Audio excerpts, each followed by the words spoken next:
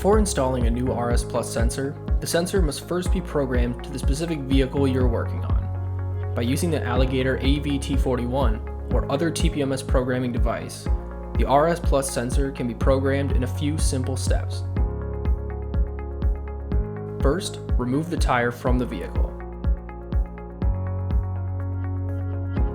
Once removed, use a valve core removal tool to remove the core from the existing sensor and let air out of the tire.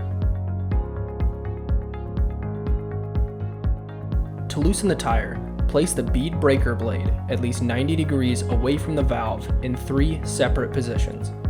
Placing the blade away from the sensor will prevent any potential damage.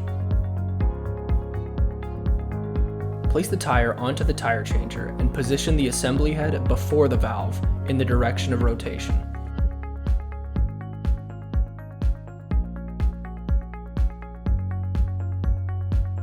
Next, remove the existing sensor.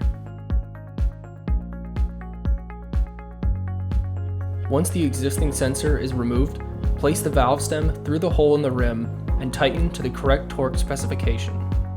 If installing the sensor with a snap-in valve, use a valve puller tool to pull the sensor through the rim to the indented edge on the valve.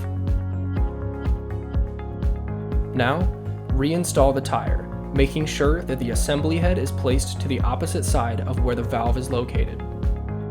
Ensure the bead does not come into contact with the valve. This could potentially damage the sensor. Lastly, fill the tire with air and mount it back onto the vehicle.